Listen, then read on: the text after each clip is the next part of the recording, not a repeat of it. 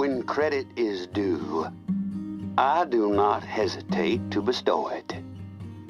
I may not be here right now speaking to you over these airwaves were it not for the intervention of the tourist, our city's most famous freelancer.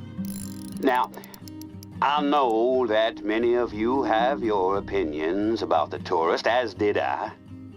Some consider him an avenging angel, setting this city on a righteous path. Others see him as a demon of doom, slithering from the shadows to claim souls for the Dark Lord himself.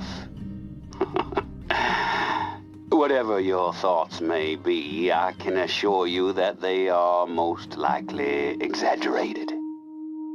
The tourist may be enigmatic, but he is still a human being, just like the rest of us. Hello, everyone, and welcome to the VR Chat Show. It is an absolute pleasure to have you all with us today. My name is Alex Meland. I am your host for today's episode, and we are coming to you straight from an insanely immersive, faithful recreation of the Walking Dead Saints and Sinners here with inside of Rec Room. So thank you guys so much for joining us.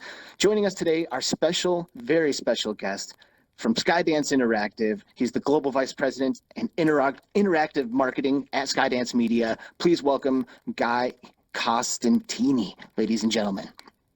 Guy, how are you? Oh, I'm great. It's been wonderful to see how great this place you've built is. It's really faithful reproduction of our game. It is absolutely amazing, I must say. And, you know, also joining us here on some couches of questionable quality, we have from YouTube, the very own YouTube.com, Chris from Shugghead Gaming. How are you, Chris? Hey, guys. Thanks for joining us. And Jason, of course, TheLivonator VR. How you doing, Jason? Good. Excellent. Thanks for being here. And of course, we have to introduce the crew that put this place together. We have Velp. He did the animations. He's the editor of the room. Velp, thanks for joining us. We have Noctauto. He's the artist here.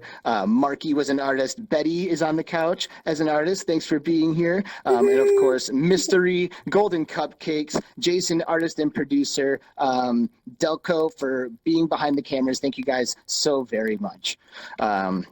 So guys, this is your first VR interview, huh? How's it feel? It's pretty excellent. Like this is, I feel like we should be doing more of these, right? Because I think that it's a testament to how much work you guys have put in that we're doing it. Because I don't think everyone realizes the steps involved in creating an environment like this to have interviews in. So thank you for doing it. This is wonderful. Yeah, absolutely.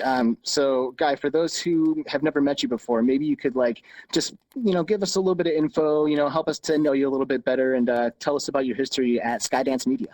For sure. Yeah, I've been, in one way or another involved in video games for the past decade. I worked on League of Legends. I worked on Marvel Contest Champions. I worked on Witcher. I worked on Cyberpunk. And more recently, I worked on The Walking Dead Saints and Sinners.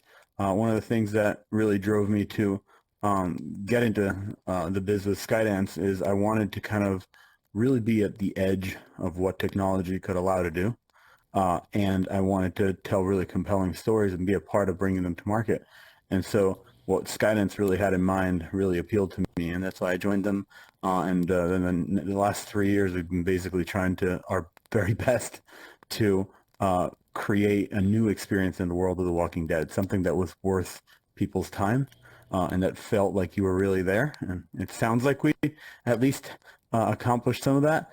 And it's been really crazy ride all the way from the beginning where, I think that if you think of where VR was 3 years ago, nobody could have, it was kind of like the lull after the initial hype cycle where everybody was like, I don't know, this seems like, the foundations are sort of crumbling under this whole industry. And I think that we've been part of this resurgence that you've seen in the past year, which I think bodes really well for the future, and that we've been super fortunate to be a part of. Absolutely. And, I mean, working with at Skydance Media and having worked on all these insane titles, like you mentioned, like League of Legends and, there's Cyberpunk 2077 and The Witcher. And, upon all of that, you're kind of like, I think there's a lot of people out there who would, wish they could be a part of projects like that. What's it been like being a part of some of these insanely influential video game titles? It's when you're on a project that is really larger than life, you never feel it until later. You feel like you're part of something special, but you don't know exactly the impact it has on people until you get to meet some of the players and hear what it's meant for them. And that usually takes a few years of the game being influential in the game space, because you got to create those memories, right? Like you got to have those either shared memories for multiplayer games or individual memories for people that have either created a career out of covering the game, or that have just played the game with their friends and talked about it, or just really have had it be such an impactful moment in their game life. And I think it's wonderful to be able to hear that, and it's something that is one of the reasons why I got in games in the first place. I was a gamer all the way back in the day, and so that's really what drove my interest in becoming a part of making games, and figuring out how to bring them to market and how to get the people that are really interested in the title to actually try it out. And in VR, it was even more of a challenge because we were trying to figure out, okay, where is everyone with a headset? How can we get them to believe that what we've built is special and different? And there's advantages and disadvantages there, right? But we felt that if we could bring the studio has a really long track record of working on really large and impactful games, and they wanted to bring that into VR. We felt that VR has plenty of experiences that are really tight loops, really rewarding, but that haven't hadn't gone full on the visual fidelity side of things and on the gameplay depth side of things. And so we felt that we had that expertise in-house, and we wanted to, sort of shoot for the stars, so to speak, and see what we could accomplish. And I think you've seen a lot of other studios in the past year and a half really come to market with stuff that really understands the medium, right? Understands that there's situations and experiences that you can deliver in VR that are impossible to experience outside of VR. And so that's the other part of what really excited me, is creating something that hasn't been able to be, or that you couldn't have done before because of this just new technology. Do you think that's something that Skydance, was like been interested in, as a, basically just like encompassing everything that you just said? Like, is that the Skydance perspective, or is it something that you think Skydance kind of had to like take a chance on and roll the dice a little bit? Well, I think in general, it's part of our DNA to really try the newest technologies and see how we can apply them to commercially viable products, right? So if you look at what we do even in film and TV, you'll notice that we push the envelope of whatever the latest technology is, because that's just part of our interest, and part of who we are. However, your statement of whether or not they are big bets that sometimes don't pay off is also true. Like, we have plenty of times when we sort of rode the razor's edge of the newest possible tech, and it didn't end up going anywhere. Or it didn't end up going as far as we thought it could. And so, sort of our commitment to it is that our business is going to continue to make games and film and TV that is very entertaining, but we're also going to have experiences that are designed to sort of like really leverage the edge of technology. I think another great example of it is Gemini Man on the film side, where we shot it in a very specific way to make sure that we were leveraging the best available technology of the moment. The physics system that we developed for The Walking Dead and the animation systems tied to it is something that takes a much larger investment than most studios would undertake. And so we took that investment very pointedly, because we knew that you could deliver on something really special, which I think you've all experienced when you sunk that blade the first time into the skull of a walker. Absolutely. So based on your experience, because Skydance, if for those, who don't realize it, you've seen a Skydance movie and you love it. Like, they make some of the most amazing blockbuster films out there. So, based on your experience, like, what impact do you think VR is going to have on the entertainment industry as a whole in the next 5 to 10 years? Like, do you think it's going to grow exponentially? Do you think it's going to remain kind of niche? What do you think? Well, I think the growth curve that we've seen in the past year is sustainable and finally starting to look like something that is going to be its own thing. I think that when I speak of VR to people, I always tend to be very conservative, and I say, listen, we're right at the, right after the Atari 2600, right, which is a little Right. bit of video game history for you, right? Like, so we have just had a system that is fun. You can just pick it up and have fun, but the stuff is still rudimentary, right? It's still miles away from the promise we all have in our head from reading stuff like Ready Player One, right? So I think that you can imagine that future is within our grasp, but the technology, one, has to continue to evolve. The interest has to continue to stay. And we need to, as content creators, continue to make experiences that are really leverage the strengths of the platform and are very focused on leveraging those strengths, because you're never going to compete similarly to how, the Atari 2600 couldn't compete with television in like the 80s, right? Right. It's not our place to compete with a 40-year-old established AAA video game space. There's definitely great stories that could be told in that space, and we've done some stuff in the space. But when you look at VR, I think we're carving a new market and a new way to experience content.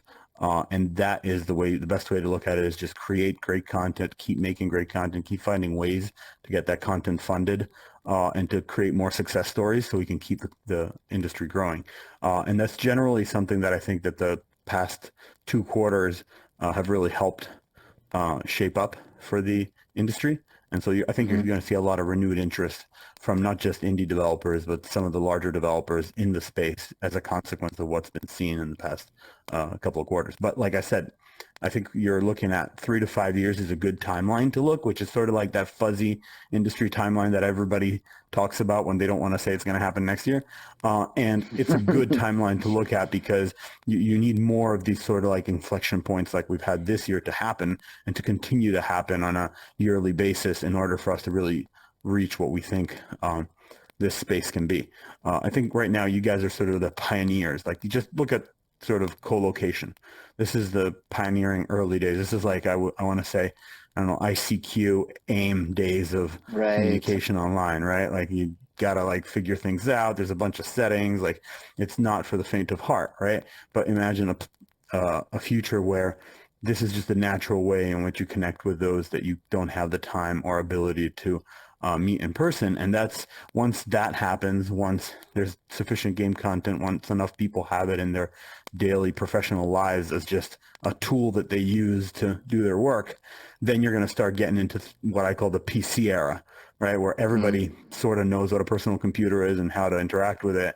And so when you create games for a personal computer, the audience exists already.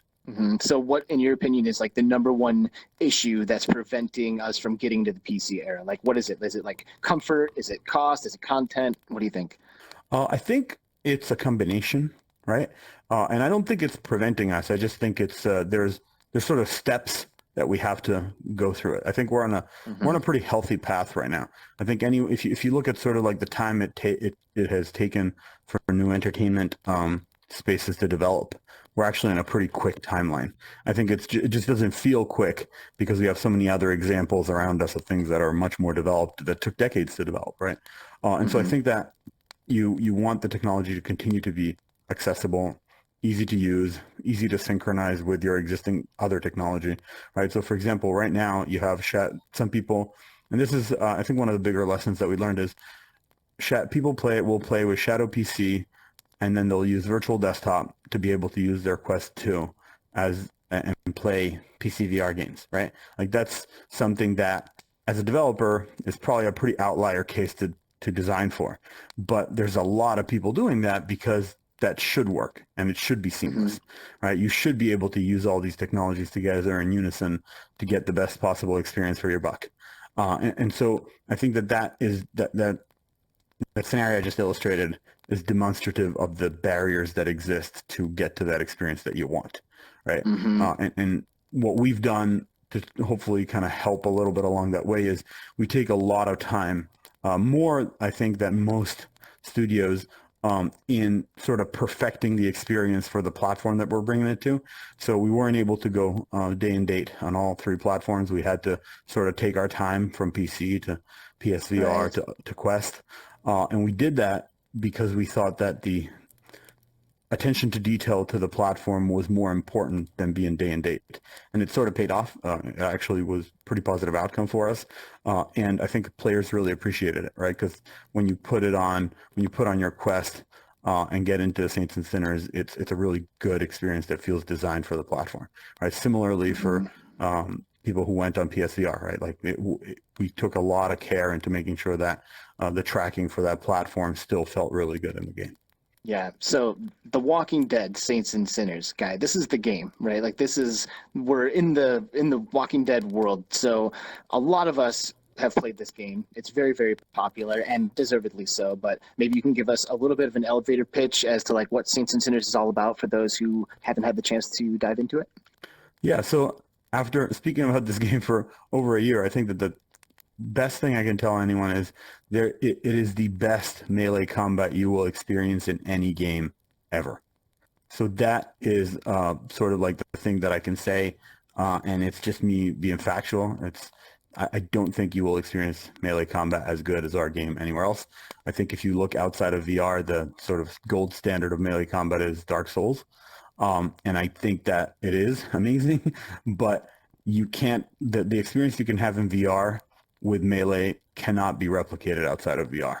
And so that's sort of like the thing that's sort of when you're going to say one thing, that is what I would say about the title. I think we put extraordinary amount of care into having a compelling storyline and having deep gameplay that feels that sort of caters to an explorer. Right, you're scavenging, you're exploring, you're having to survive. There's this feeling of fragility that is constantly permeating the game, and we wanted that. We didn't want you to be a superhero. We wanted you to feel like you're constantly struggling to stay alive, and the situation is getting harder as you progress through the game. I think that's a little bit of magic there as well, and I think that sort of giving players a lot of agency, having a free physics system that really makes the weapons weighty.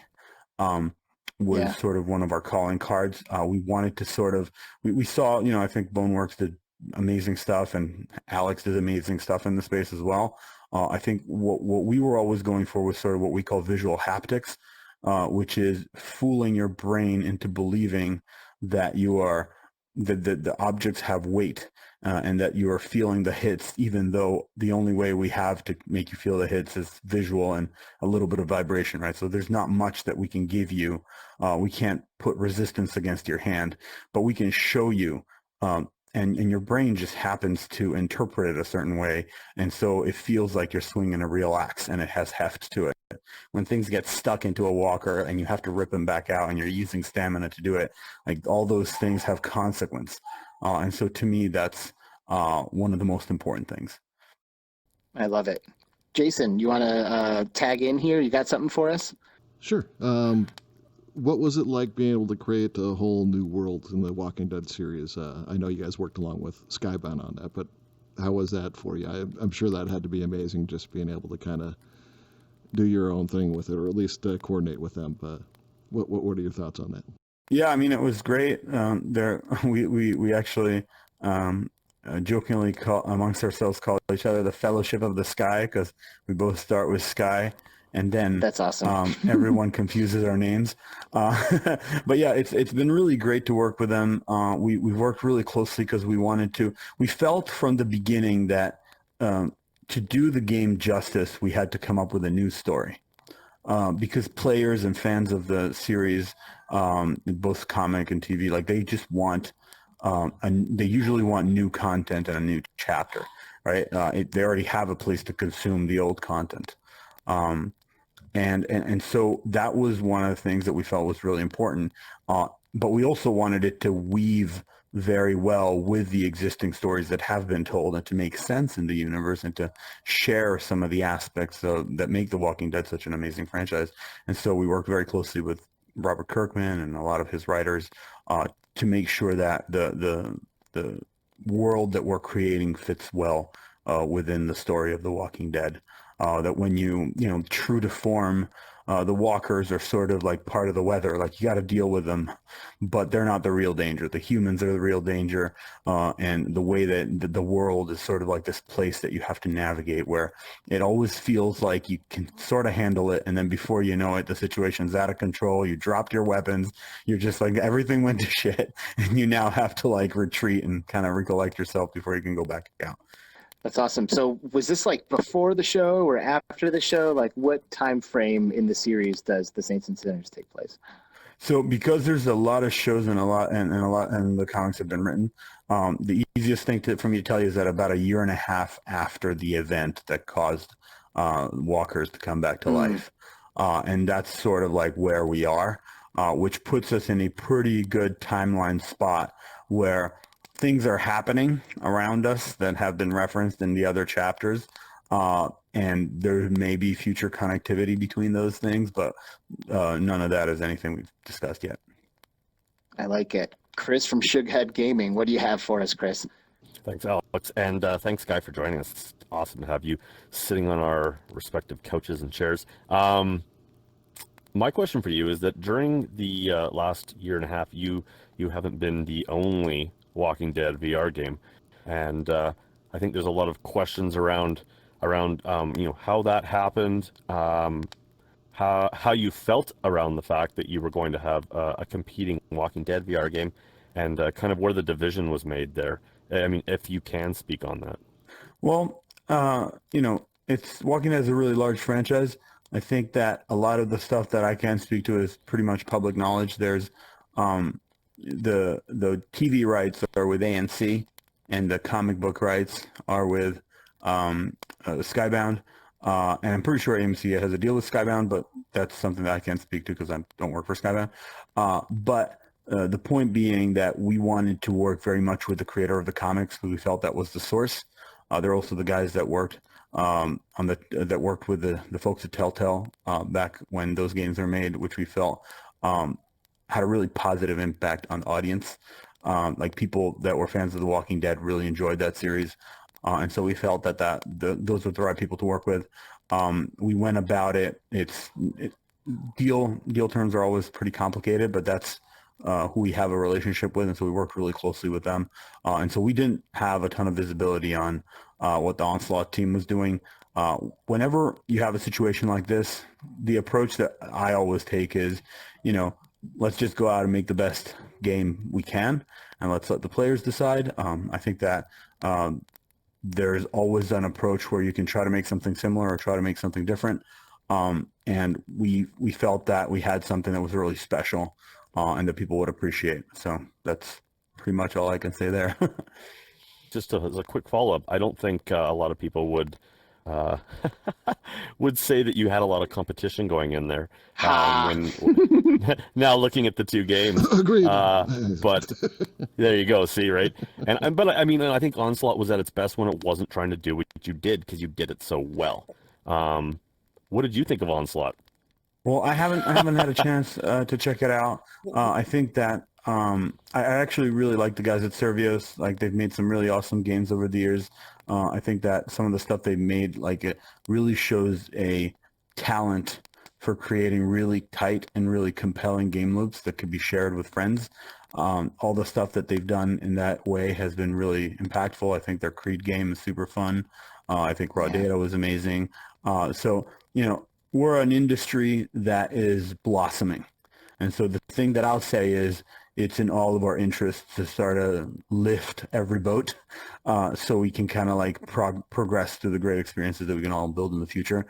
So that's usually the way I answer those questions, because I feel that, we are years away from feuds and dramas existing. Right now we're all just, and it's funny, like even if you talk to the platforms that are creating the headsets, they're all very collaborative, right? Like we're just trying to make experiences that are worth playing. Making great games is super difficult. And I think that you can, I know so many developers that work for years on a game, and there's a bunch of reasons why things can sort of collapse at the end. So I can't speak to other developers, but I've had I've worked when you end up having interviews like this, you always say, hey, I worked on all these games that succeeded greatly. I've also worked on a bunch of games that didn't work, and Right. there's just no point in telling you about them. But there's very talented people that went out and created and put months and years of their life making really great stuff that for one reason or another really didn't work out. Maybe it came out at the wrong time, or maybe it was a type of game that wasn't market researched properly and didn't have an audience, or maybe it was great, but like the audience size didn't justify the money that went into it. So there's just so many different ways in which games can succeed or fail. And so I spend a lot of my time celebrating the ones that do succeed because it's a rarity.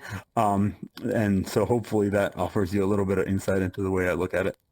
No, it does. Thanks. Awesome. I love the positivity, Guy. Yeah. Is there anything that's particularly challenging when creating like a quality VR experience in comparison to the other media? Or is there like ways in which VR is easier than other media? I think that, so there's advantages and disadvantages, right? I think that the general advantages in VR from a market perspective are that there's just not as much competition. So it's easier to stand out if you make something great. The challenges are there's a massively less funding, and when there's massively less funding, it's a lot more risky to overfund a title, and you run into the risk of overfunding a title, which means you won't get to make another title, which is a really big risk in development. The other part is when depending on where you come from, right? If you're a brand new developer that just started in VR and they're just starting to figure stuff out, there's advantages there because you don't have this sort of like years of experience making games that aren't in VR sort of informing your decision making, and simultaneously you have the disadvantage that you're new at it. When you're approaching it as a company that has built a lot of non-VR games, the tendency is to look at all these systems that are assumed to have to go into a game, and then you end up building stuff that's not useful and that won't be appreciated in VR. So those are sort of a bunch of the factors to keep in mind, right? When you're trying to build a game in VR, like I think finding mechanics that are really rewarding is very important, and then sort of understand that the focus of the player is going to be on those mechanics, and significantly so. So if you have to tell a story, you have to sort of draw them out of that really intense mechanic to be able to tell them the story, and you have to grab their attention and keep it. So one of the big things we did that I felt was a really bold risk to take is the notion that you can kill anyone in the game. Right, like you just go up and stab them in the face, which is it's. I mean, when you experience it, it's amazing, right? You're just like, oh my God, there's so much freedom. When you're trying to create narrative that won't collapse upon itself, when you allow for that, that's really tricky, right? Because it allows you to basically say, okay, well, what if the guy just like kills JB immediately? Like, how are we gonna adapt to that, right? Like, how are we gonna have a solution for that happens in a way that either can't be overcome, or like maybe you discover the story environmentally, so you can find out about it. Maybe you just need a lot of different solutions because of the freedom that you allow people. And then there's things that you have to allow, otherwise the game just doesn't feel right. Right. So for example, like I think the game team spent like this ludicrous amount of time like getting doors just right, because there was like doors to houses and doors to like cabinets, and they all have like different degrees of force applied to them, and they all have like different ways in which they swing back. I think playing the game from like early pre-alpha all the way into release, I was just constantly like opening cabinets and just like, why does this not open the right way? And it's like one of those small things that once you nail it, everyone just appreciates it, but just forgets the kind of work that went into it, Right, totally. Jason, TheLivonator VR. You kind of somewhat answered the question I had there, but I was just saying I liked how you made the human interaction and everything else in there, and especially the survival element of you might find some food out there that may not be good for you. Then you have to, heal yourself up and do all that stuff. Just adding that extra factor into it with the constant always having to look around and see what's in your environment, it just was amazing to me there. But yeah, my question was basically how difficult was it to create that non-linear style? Because it is somewhat linear, but in a way, I mean, you kind of have, like you said, all those options. Different things could happen. You take out a quest person for you, that changes your game completely. So that and the replayability factor, I think, are amazing. But I mean, how difficult was it to do that? Did that delay production for a while there, or just trying to get those stories correct, or all the different storylines? Sorry, I rambled on that one. No, I think that thank you for the compliments on the inventory and survival system, because it's definitely one of the sort of I don't want to say underrepresented because it's an important system, but it's basically one of the parts of the magic that is very important, but that is not kind of front and center. Like the combat is very much in your face all the time, so it's easy to talk about. The inventory system was one of the first things I was wowed by, because you just like the backpack just is such a natural way of accessing stuff, right? And then that leads to kind of you rummaging through it to try and find the bandages while like walkers are out, or like try to find food. And I think that it sort of compounds this feeling, what we call the tension engine, which is this feeling that you're constantly under pressure, and that you're constantly feel like you're fragile. And so it's great that you appreciate that, because it definitely took a lot of tuning to make sure it was fun, and to make sure that it was generally fun for people of different skill levels, right? Because we wanted to allow for people to experience the game without being too punished by it, but we wanted people who are hardcore to still have a really strong experience, and to still feel that ramp of difficulty coming for them. And so we feel that making things very tactile was a part of it. And you can only imagine the amount of things that we wanted to put in there that we didn't have a chance to put in there, because it was just a ton of work, right? So it's always the last few iterations before beta are so depressing, because you just see all the systems that get cut, and especially as a marketer, like you're looking at it, you're like, no, I want to sell those things, and so you're like, I can't talk about them anymore. So c'est la vie. Totally understandable. But yeah, that's, I mean, you guys did an amazing job of putting it all together. That's why you're number one right now. In my book, maybe not in other people's books, but in my book, you guys did an amazing job. I mean, I feel like one of the most fun experiences I've had so far in VR, honestly. Chris. Yes. Yeah, I would say, just jumping off of that, I would say that there's people who think your game is the best in VR, and then there's people who don't play enough VR games. I don't really think there's another option, and that's kind of where I was going with my question, in the fact that I personally think that Walking Dead Saints and Sinners is the finest VR game made to date.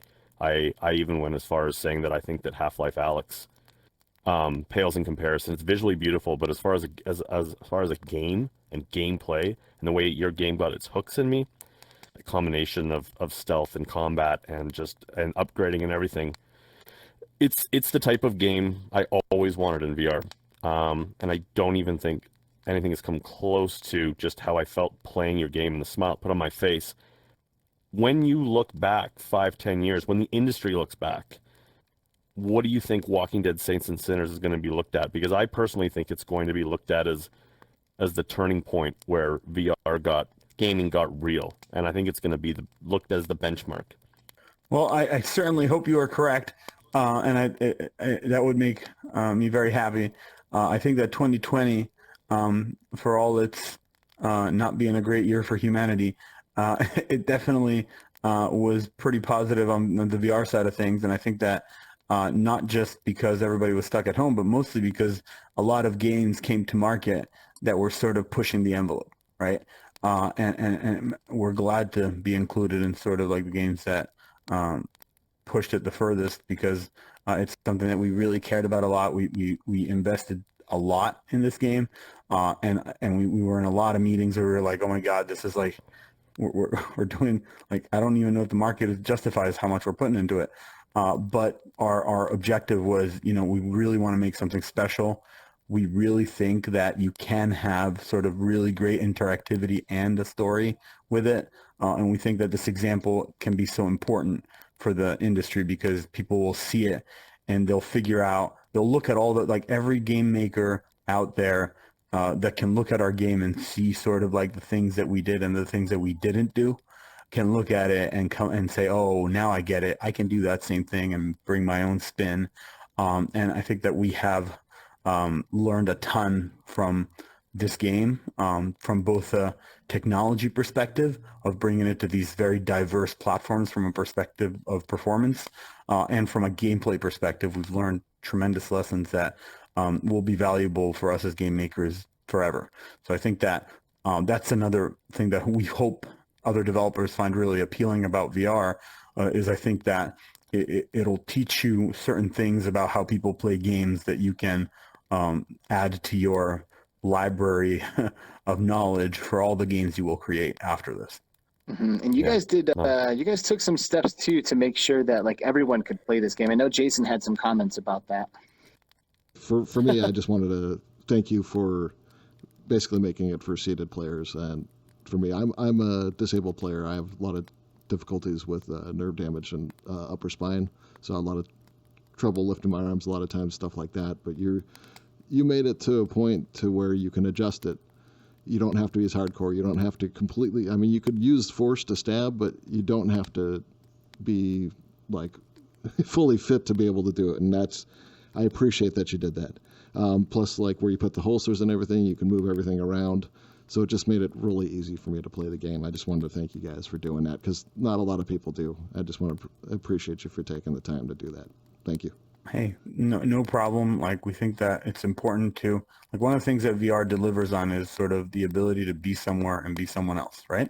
And so, like, we wanted to kind of do everything we could, and I think that we could do more, by the way. I think in future titles and in general the industry, I think probably if you look at Alex, that's the one thing that they were the most focused on, is kind of, and they had the resources to be able to kind of allow for any sort of play experience.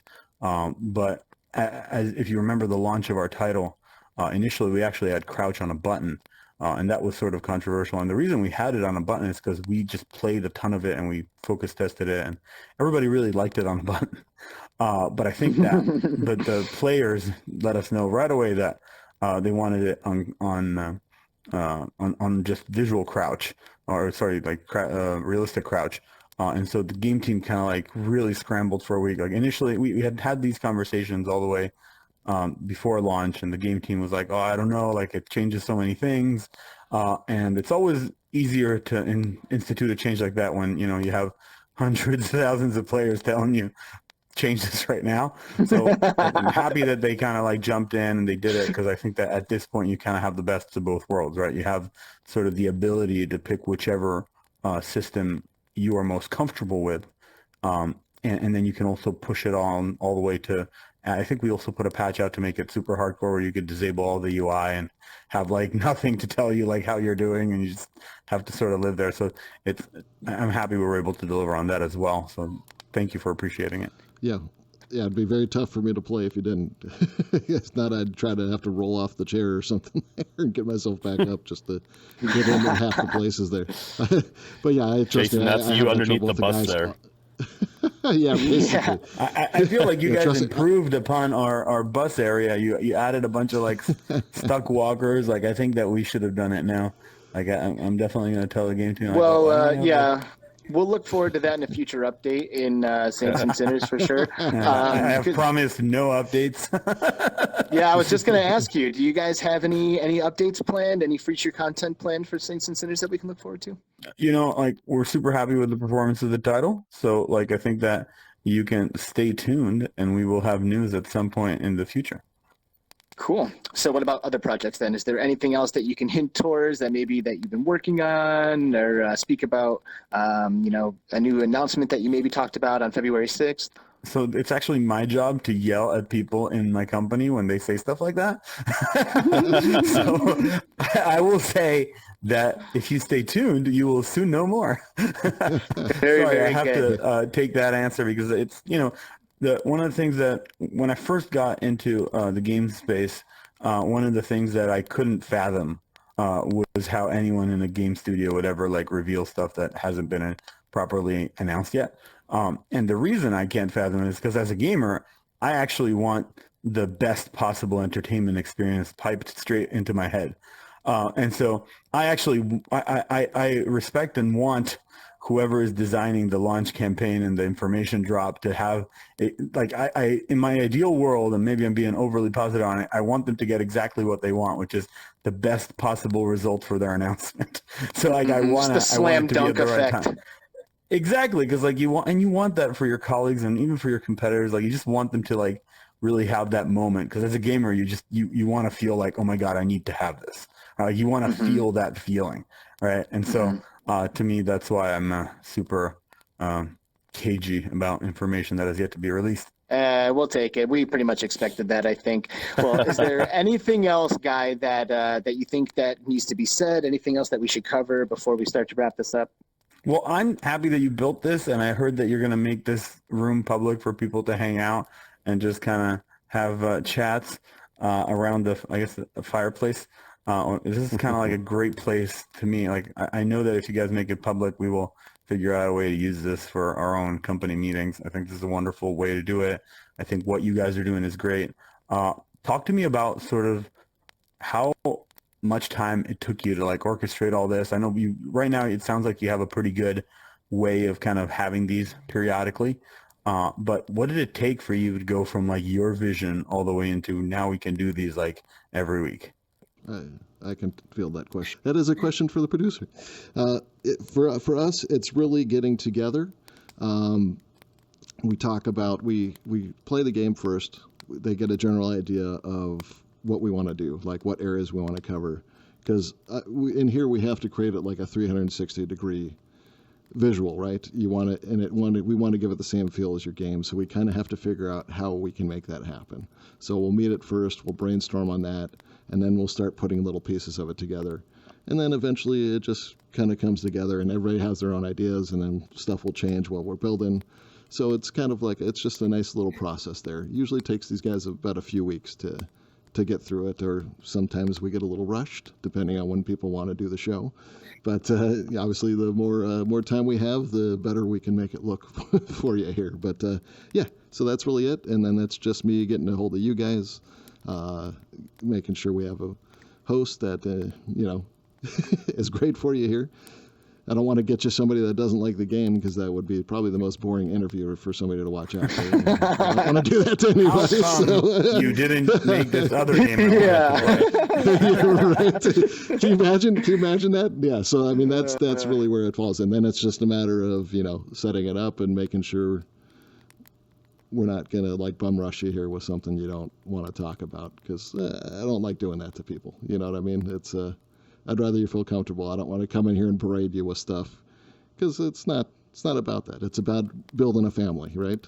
We got artists here, we got developers, and well, marketing here, but you know what I'm saying there. Yeah, it's just I kind of a believe nice family. we refer to ourselves as ivory tower marketing swine. Oh God. But yeah, these guys are amazing, and they do an awesome job. And like I said, I can explain this to you guys when I'm writing to you, but until you come in and see it, it's a whole different story when you come in and see it. And that's honestly our favorite part of this too, is when you guys come in, just to see your reactions. And that goes for the folks at home too. Like, come in here once this room goes live and check this place out, because there's only so much that you're seeing on a flat screen. When you come in here and get to explore the space, it is amazing. So definitely don't hesitate to do that, everybody. Guy Constantini, thank you so much from Skydance Interactive. Thank you for being here and being a part of the show today. It has been an absolute pleasure. Thank you, Alex, and thank you everyone who helped make this happen. It's really great. I appreciate it. Yes, thank you to all of the artists and the animators, Chris from Shugghead Gaming, Jason Livonator VR. My name is Alex Meland. I've been the host for your episode today, the VR Chat Show. Thank you all for joining us, and look forward to a lot more exciting developer interviews coming up on the channel. Subscribe, like, leave comments below, do everything that you already know that you're supposed to be doing, and we'll see you for the next one. Thanks, everybody. Take care. Thanks, guys. Awesome.